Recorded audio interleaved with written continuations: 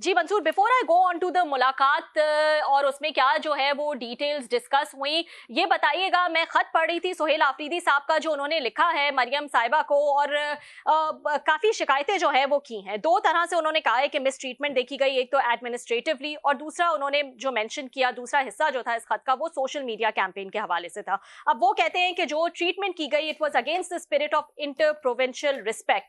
Venues deny किए गए, उनको हॉस्टिलिटी दिखाई गई, मार्केट एंड फूड स्ट्रीट्स को जो है वो बंद कर दिया गया, यहां तक कि टोटल ब्लैकआउट जो है वो नजर आया। यहां तक कि मोटरवे के रेस्ट एरियाज जो हैं वहां पर भी उनको मुश्किलात का सामना करना पड़ा। And then as I said कि सेकंड जो हिस्सा था उसका, वो सोशल मीडिया पे जो डेफेमेटरी कैंपेन्स चली, वो अकाउंट्स भी उनके ख्याल में लिंक थे with the government of Punjab. तो आप क्योंकि लाहौर में बैठे हैं, तो ये तमाम चीजें आपने विटनेस की वहां पर सुहेल आफरीदी के आने के बाद। जी, बहुत शुक्रिया। देखिए मेरा ख़्याल में मैंने पिछले 3 दिन में जो भी इनका टूर था, जो मैंने उसमें ऑब्ज़र्व किया, मेरे ख़्याल में ओवरकिल मोड के अंदर आई हुई थी मुस्लिम लीग नवाज़ या मरीम नवाज़ साहिबा की जो हुकूमत है। पता नहीं बिला वजह का अननेसेसरी एक पैनिक था। ना उन्होंने किसी रैली का जो है वो ऐलान किया हुआ था, ना किसी जलसे का ऐलान था। उन्होंने मुख्तलिफ जगहों पे, मुख्तलिफ घरों के अंदर, मुख्तलिफ लोकेशंस के ऊपर उन्होंने विज़िट करना था। इस दौरान जैसे ही मतलब जिस तरह आपने खुद फरमाया कि मोटरवे से जब वो आ रहे थे, तो चक्री का इंटरचेंज जो है या रेस्ट एरिया जो है उसको बंद कर दिया गया। Why why would you do that? I mean वहां पे कोई जलसा तो नहीं होना कि आपने उसको रेस्ट एरिया, अच्छा आपने उनके लिए नहीं बंद किया, आपने तमाम मुसाफिरों के लिए उसे बंद कर दिया। वो तमाम लोग जो मोटरवे पे सफर कर रहे थे उसकी जरूरत नहीं थी। उसके बाद यहाँ पे आके मतलब फूड स्ट्रीट उसकी लाइटें बंद कर दी गई। मतलब क्या आप फूड स्ट्रीट बंद करके क्या हम खाना नहीं खाने देंगे आपको? उसके बाद जो कैंपेन हम्म। चली गवर्नमेंट ऑफ पंजाब के ऑफिशियल अकाउंट से, एक्स के ऊपर ऑफिशियल अकाउंट से जो है वो उनकी तस्वीर और मरियम नवाज साहिबा की तस्वीर, और उसके बाद नो ड्रग माफिया इन लाहौर, इस किस्म की बातें जो है वो की गई। आप एक्चुअली जब गवर्नमेंट ऑफ पंजाब वो हैशटैग इस्तेमाल कर रही थी, तो उसी से ये बात पता लग रही थी कि बेसिकली उसके बाद जो चंद लोगों की जानब से जो सवाल जवाब किए गए मीना खान अफरीदी के साथ, और जो कुछ भी वो किया हम्म। गया, उससे नजर आना शुरू हो गया कि बेसिकली इसके पीछे हम्म। गवर्नमेंट ऑफ पंजाब का हाथ है और वो ये सब कुछ कर रहे हैं। मेरे ख्याल में ओवरकिल था, उसकी जरूरत नहीं थी। आराम से उनको काम करने देते।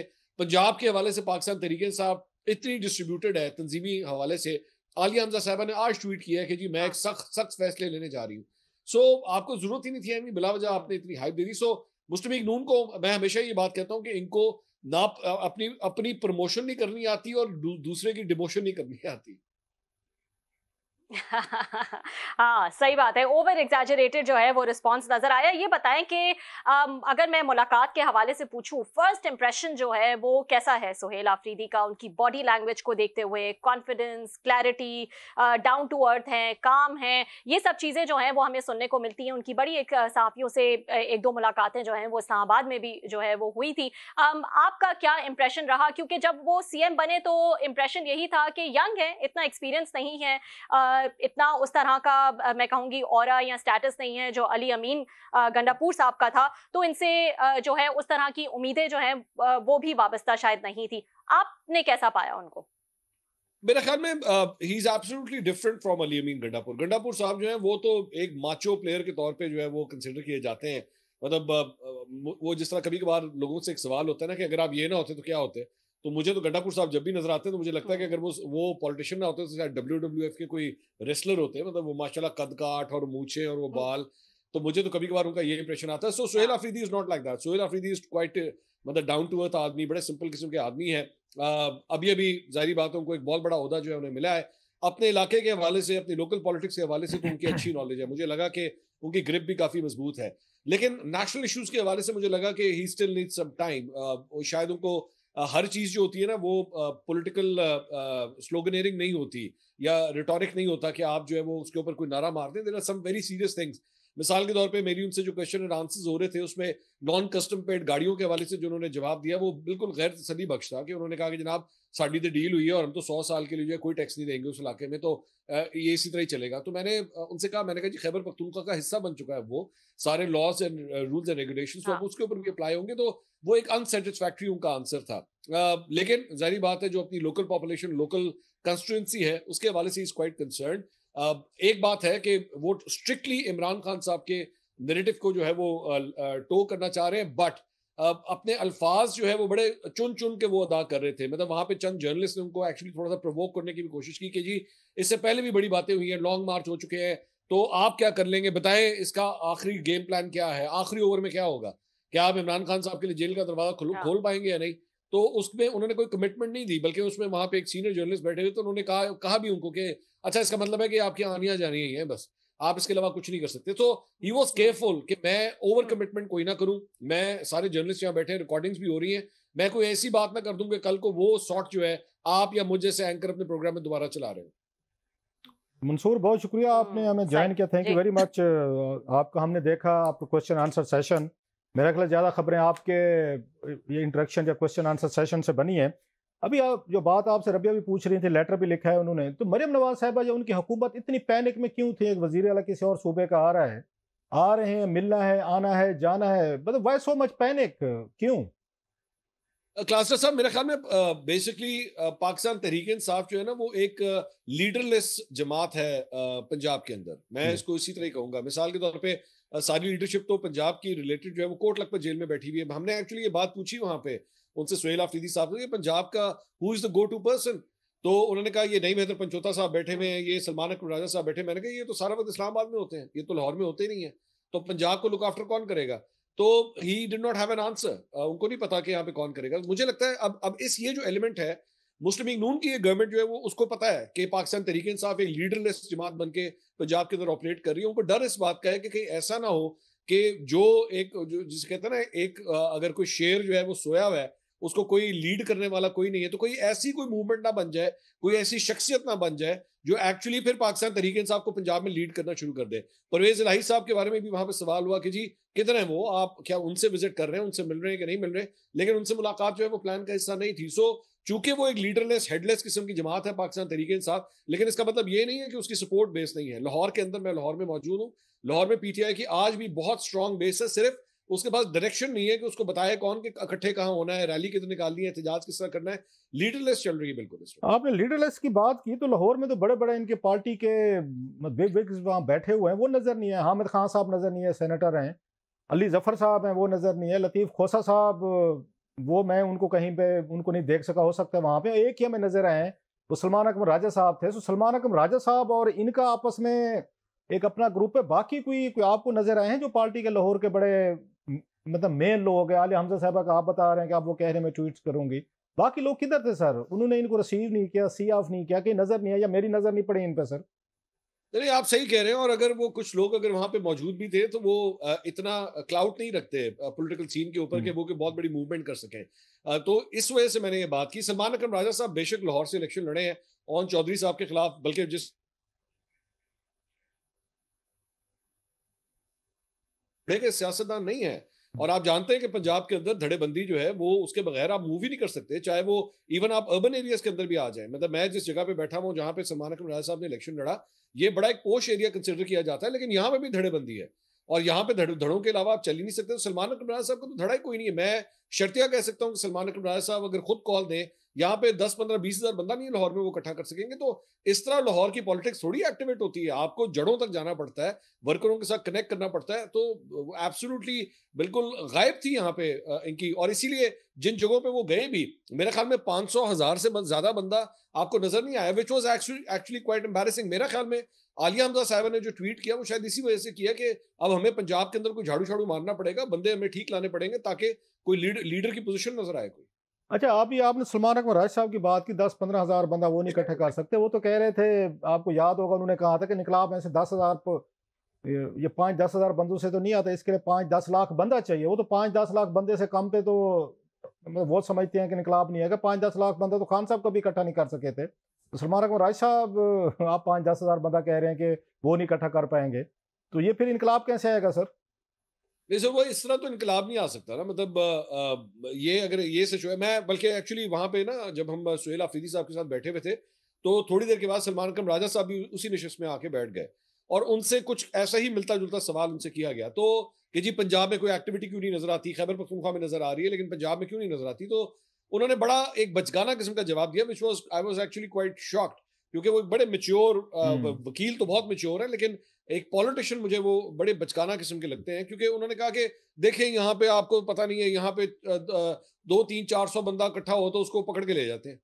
तो और इस वजह से देखिए कुछ नहीं हम कर पाते। तो भाई इस तरह तो नहीं होता ना। मतलब पकड़ के ले जाते हैं तो 2-3-400 को तो पकड़ा जा सकता है, लेकिन अगर यहाँ पे 40-50 हज़ार आके खड़ा हो जाए तो उसको नहीं पकड़ा जा सकता।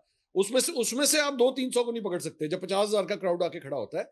असल बात यह है कि ये आपकी नाअहली है। आप बेसिकली पंजाब के हवाले से, आपका और आलिया हमजा का आपस में जो है इस वक्त एक वो 36 का आंकड़ा चल रहा है आपस में, एक दूसरे को आई टू आई देखते नहीं है, आपस में कम्युनिकेशन नहीं चल रही।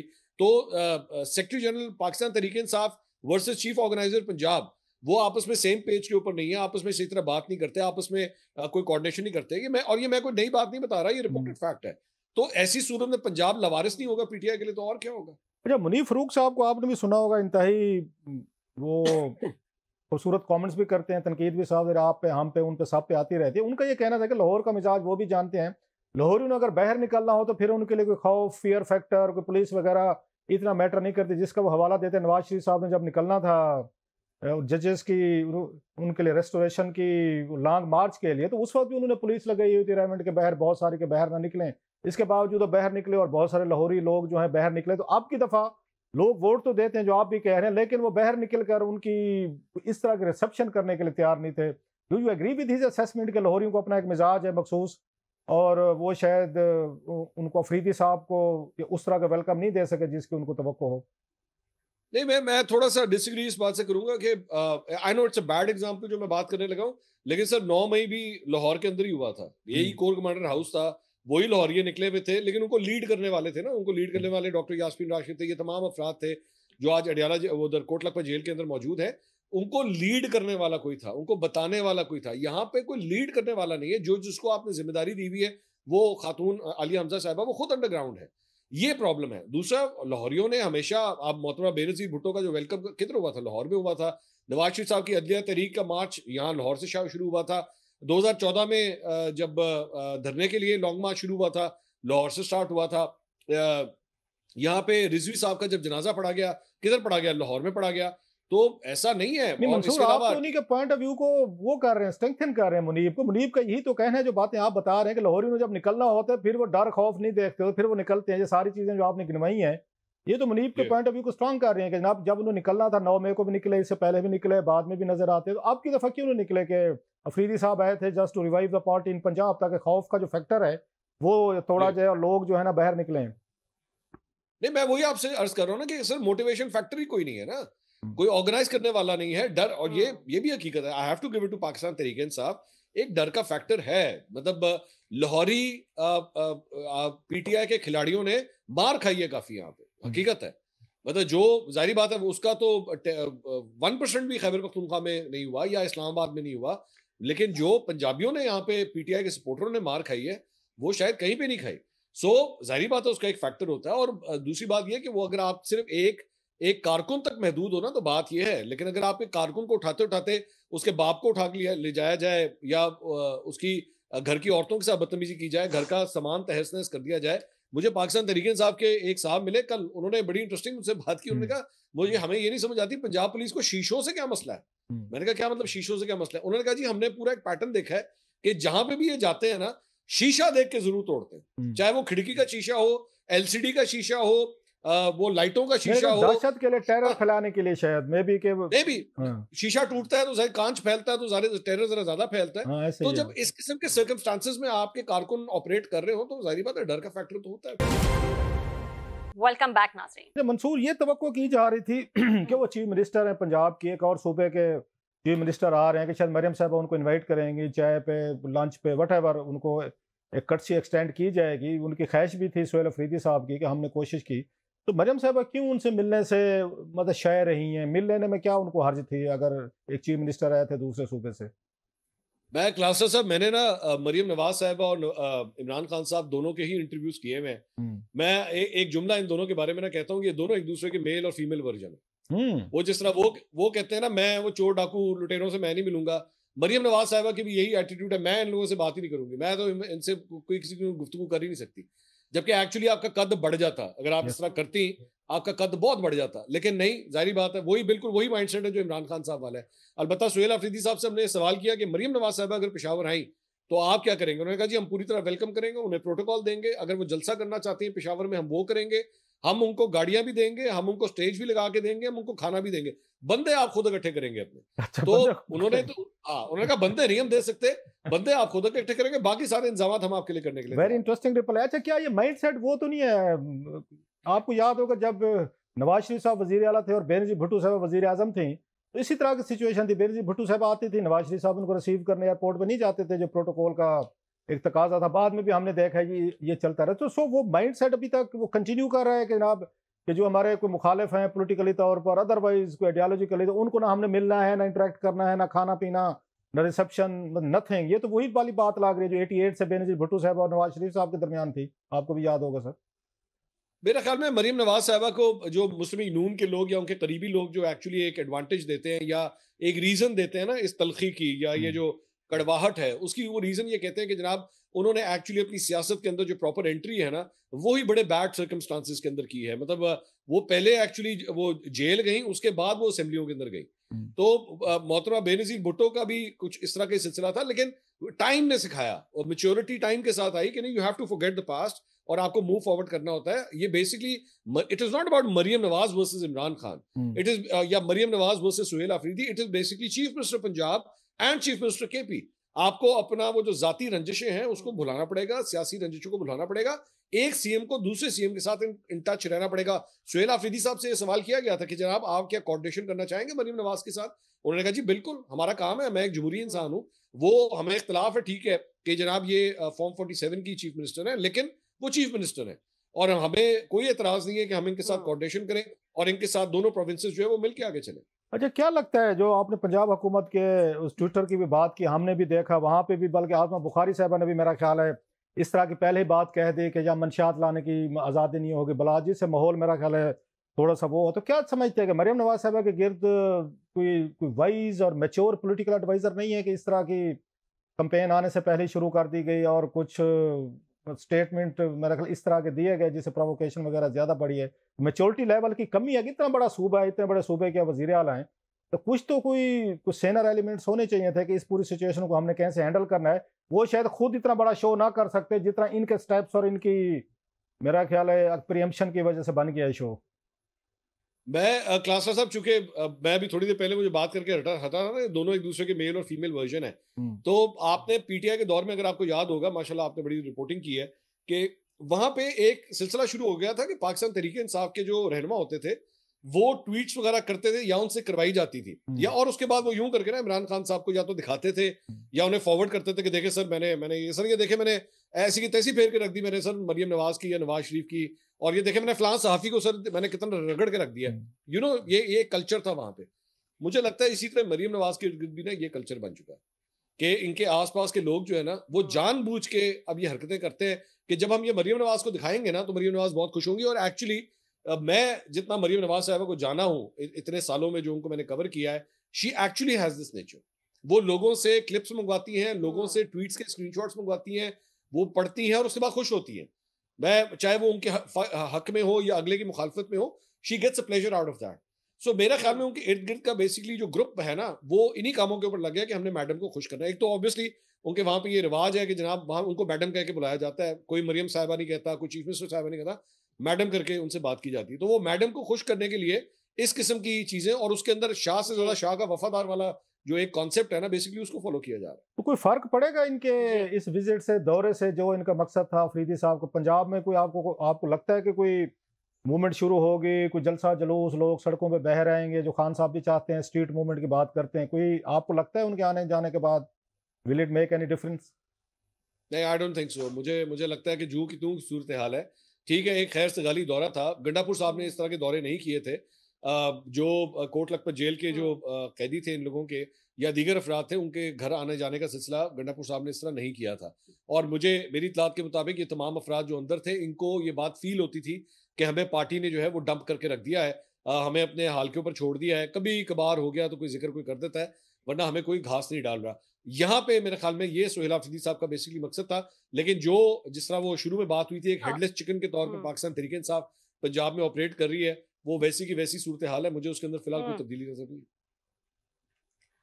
ये बताइएगा मंसूर के क्या मैंडेट, हम बात कर रहे थे इससे पहले भी, मरवत साहब जो है वो हमारे साथ है, उन्होंने कहा पूरी तरह से मैंडेट अगर दे दिया जाए ना सुहेल आफरीदी को, तो उनको जिस काम के लिए लाया गया है यानी कि तहरीक चलाने के लिए, वो फिर ही जो है वो कुछ इफेक्टिव रह सकते हैं। लेकिन दूसरी तरफ हम देख रहे हैं कि तहरीक तहफ़्फ़ुज़ आईन पाकिस्तान में अचकज़ई साहब, राजा नासिर साहब जो हैं, चाहे डायलॉग का मैंडेट हो या फिर कोई मूवमेंट का मैंडेट हो, दोनों ही बड़ी क्लैरिटी से जो है वो उन्हीं के पास मौजूद हैं। तो इसमें सुहेल आफरीदी को आप कैसा देख रहे हैं, उनकी पर्सनालिटी को या उनके जिम्मे जो रिस्पॉन्सिबिलिटी है उसको आप कैसा देख रहे हैं?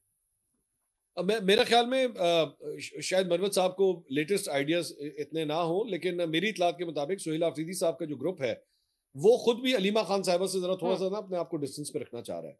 वो अलीमा खान साहिबा के उस वो जो तुंदो तेज किस्म के बयानात होते हैं, जिस तरह उन्होंने कहा था कि जनाब जो इमरान खान के हवाले से अगर कोई मुज़ाकरात की बात करेगा तो वो इमरान खान के साथ नहीं है।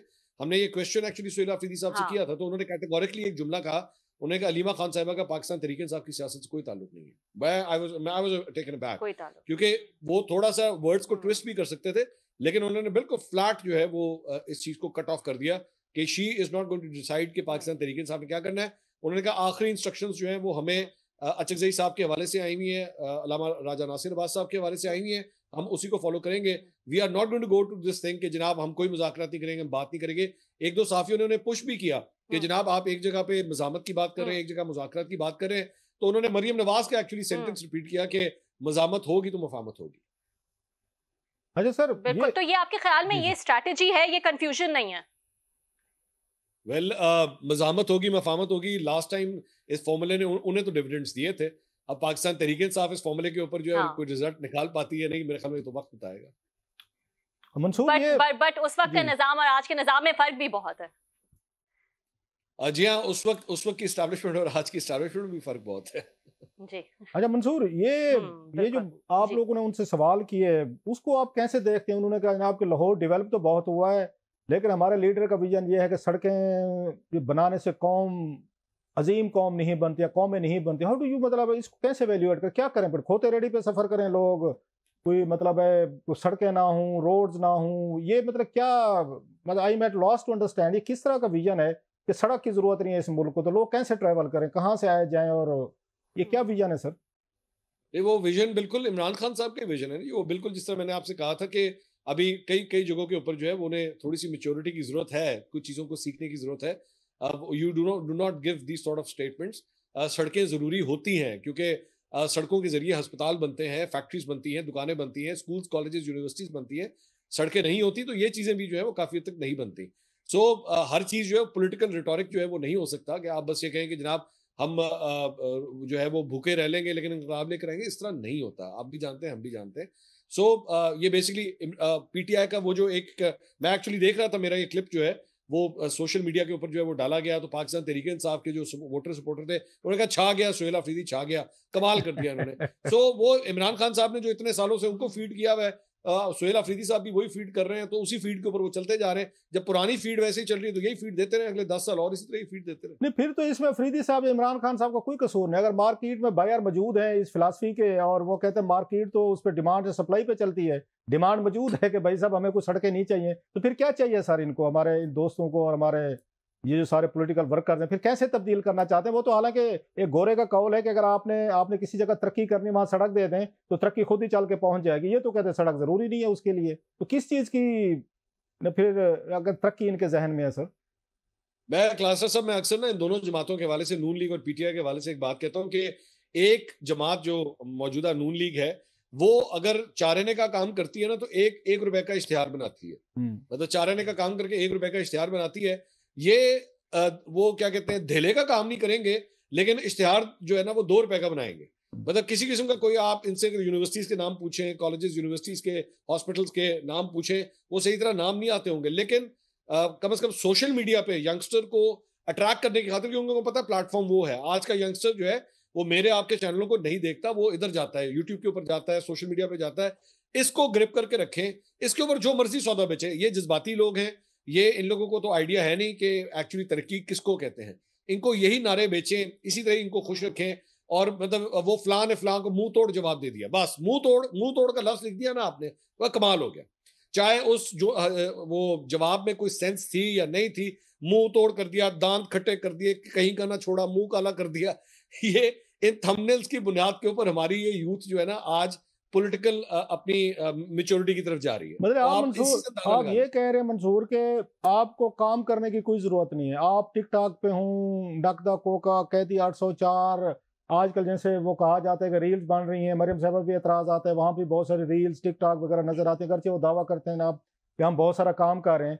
सो लोगों को कलेक्टिव वर्क से, डेवलपमेंट से कोई कंसर्न नहीं है। अगर आप अपना नैरेटिव सोशल मीडिया पे बना लें तो लोगों को फिर आप ये कह सकते हैं जी सड़कें सड़कें हमें नहीं चाहिए, लोग भी कहें जी हाँ जी हमें सड़कें नहीं चाहिए, बस ऐसे ही हमें खान चाहिए या खान के आगे सिपाही चाहिए।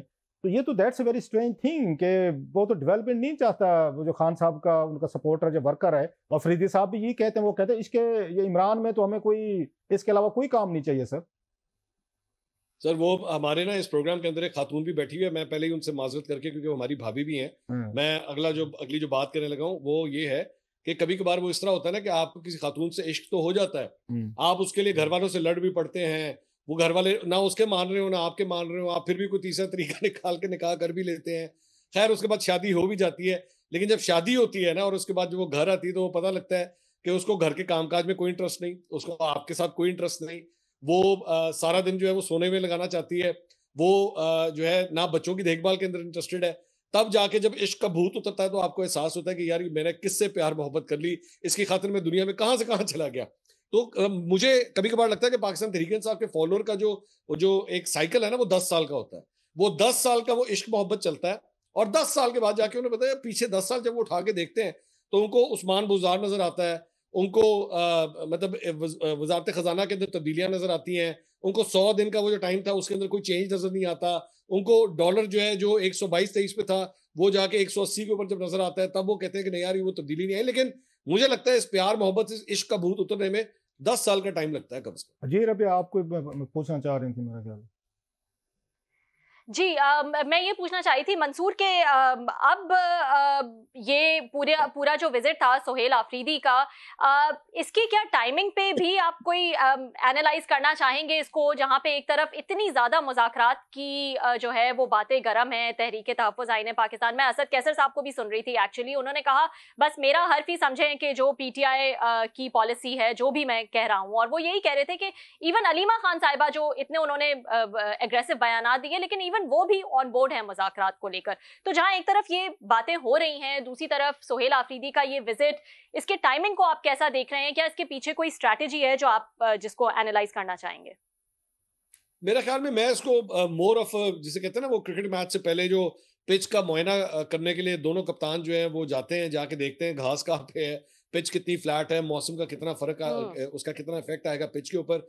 ये बेसिकली उन्होंने जाके पॉलिटिकल टेम्परेचर मेरे ख्याल में आके चेक किया है, और उसको आके उन्होंने सिर्फ ये चेक किया है कि अगर मैं किसी बड़ी स्ट्रीट मूवमेंट का ऐलान करता भी हूँ तो मुझे पंजाब से कितनी को सपोर्ट मिल जाएगी। और I am pretty sure, obviously public domain तो मेरे ख्याल में वो ये बात नहीं कहेंगे, लेकिन उनको काफी तक आइडिया हो गया कि we are in mess over here, we are not, क्योंकि अगर ये मेस ना ये होता ना बताएगा।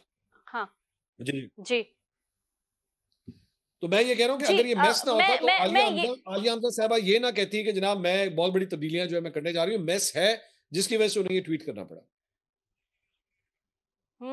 अच्छा ये बताएगा, जहां हम इसकी बात कर रहे हैं मुज़ाकरात की, तो इसमें थोड़ी सी कंफ्यूजन जो नजर आती है मंसूर, वो यही है कि पीटीआई की तो दो ही डिमांड्स हैं, इमरान खान की रिहाई या मैंडेट की जो है वो वापसी। ये दोनों डिमांड्स जो हैं ये हमें तहरीक तहफ़्फ़ुज़ आईन पाकिस्तान का जो भी एजेंडा था उस पर भी नहीं नजर आई। हुकूमत ने भी जो है वो साफ साफ कह दिया है कि इस पे जो है वो कोई बातचीत जो है वो नहीं होगी। तो फिर ये मुज़ाकरात आगे कैसे बढ़ेंगे? पीटीआई का इसमें क्या फायदा है, या फिर ये कहना ठीक होगा? हम किसी से बात कर रहे थे, उन्होंने कहा कि ये तो ऊपर ऊपर से ये एजेंडा है ना, अंडरलाइंग तो मकसद यही है कि इमरान खान के लिए कोई रिलीफ हासिल किया जाए और इस पे जो है वो आगे बढ़ा जाए। आप इसको कैसा देख रहे हैं?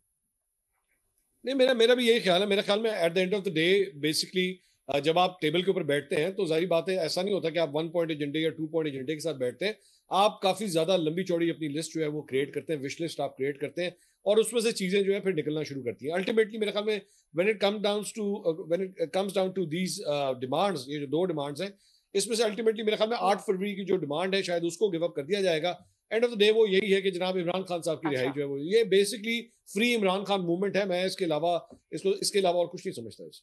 अच्छा मंसूर, एक इस पे हमने माजी में भी देखा है कि इन्होंने लेटर लिखा था, इन्होंने सोहेल अफरीदी साहब ने मरियम साहिबा को, जब इनकी मुलाकातें नहीं हो रही थी इमरान खान साहब से, अब भी नहीं हुई, अब एक और लेटर भी लिखा है। तो मरियम साहिबा ने पहले लेटर को मेरा ख्याल जवाब नहीं दिया था, इसका आपको क्या लगता है दूसरे लेटर का?